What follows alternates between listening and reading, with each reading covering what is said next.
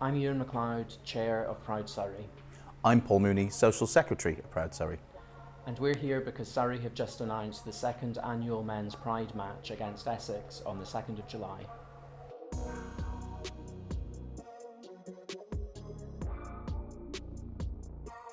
So Ewan, how important are events like this to the LGBT plus community? I think it's really important to show visibility at sporting events. I grew up thinking that sports weren't really for me, or that sporting events weren't necessarily going to welcome me or let me be myself. And I think it's really good that Surrey are visibly supporting the LGBTQ plus community with events like this. Would you agree with that? Yeah, I would agree with that. Since I've also worked at Surrey, and I've always been welcomed through me being queer, me being a drag queen. It's always been a welcoming place, and I'm lucky that I came to this club and it's been so welcoming. So obviously you've been here a while, you work at the club as well in your role at Proud Surrey.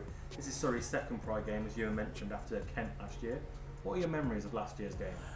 It was glorious. There was rainbows everywhere. We'd done a whole event, so it went into the community the day after, as in we were in London Pride. It was a welcoming atmosphere from the club, from both clubs, if we're brutally honest, and the fans really took to it as well. It was really quite an exciting day, it really was. And do you have the same experience, Ewan? Yeah, it was a really fun night. I think for me it was really special because I've been a member here for over a decade. Have always felt really welcome, but it took it to another level really, to see all the rainbow flags everywhere, to see all the effort that the club had put into making it feel like a really inclusive event. And what do you want the club to do this year to make it bigger and better? I think more of the same really. I think, there was a real party atmosphere, there was lots of visibility for LGBTQ plus fans. I hope we can just do more and do better this year. So Paul, last year the Proud Surrey and the club marched in the Pride March.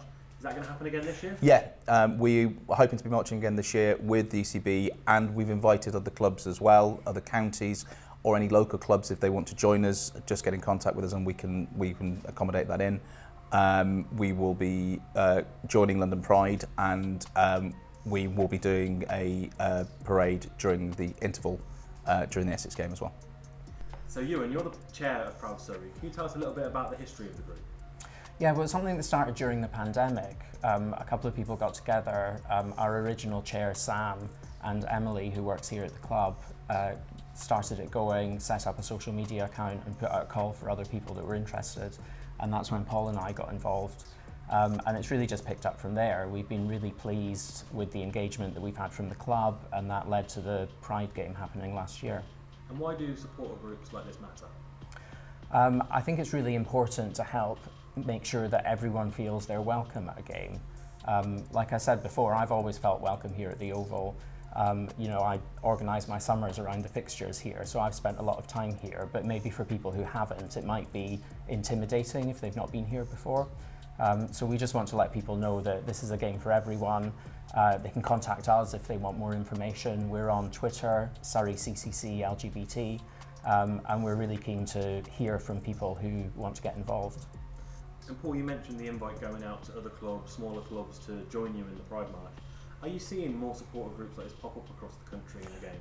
Yes, we are. We have been approached by a couple of other counties to talk to them about setting up a LGBT group. It is becoming a more countrywide focus. We're also noticing at the local level as well, one of the things that the Surrey Foundation is hoping to do is to send out rainbow stumps for the Pride Month in June, and a booklet as well if they wish to do so, and we're going to have, if a club requests them, we will be sending them out to them. And Ewan, I think you mentioned this earlier, but how can people get in touch if they did want to get involved with Proud Surrey? Yeah, we're on Twitter, Surrey CCC LGBT, or just search for Proud Surrey.